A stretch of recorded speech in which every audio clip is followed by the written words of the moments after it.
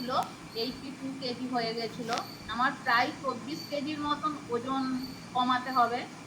আমি এই 4 মাস কমিউনিটিতে জয়েন করেছি, জয়েন করাতে আমার প্রায় 12.5 কেজির মতন ওয়েট লস হয়েছে। কিন্তু তার মধ্যে আমি মানে যেমন আমার একদম এনার্জি ছিল না, সকালবেলা ঘুম থেকে আমাকে উঠতেই হতো, কিন্তু আমি উঠতে মানে হতো বলে উঠতাম। ছুটির দিনে ভাবতাম আরেকটু শুই, একটু পরে উঠবো। কিন্তু এই কমিউনিটি আসার পরে আমি যত রাতেই শুই মানে যত হোক আমার কোনো অসুবিধা হয় না সকালবেলা কমিউনিটিতে জয়েন করা। আগে যেমন বাইরে বেরোনোর একদম ইচ্ছাই থাকতো না, মনে হতো ওই মুনমুন ম্যাডাম যেমন বললেন বাইরে বেরোতে হলে মনে হতো একটা কিছু বহন করছি পেটে, যেন মানে কিছু একটা, ওই যে আলুর বস্তা বললেন ওরকম একটা কিছু যেন পেটে বহন করে বেড়াতাম।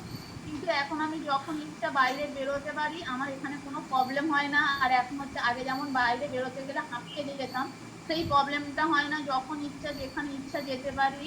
আর আগে যেমন একদম বসতে পারতাম না, বসতে খুবই প্রবলেম হতো, এখন অনেকটাই বসে থাকতে পারি, কোনো অসুবিধা হয় না, অনেক এনার্জি পেয়েছি।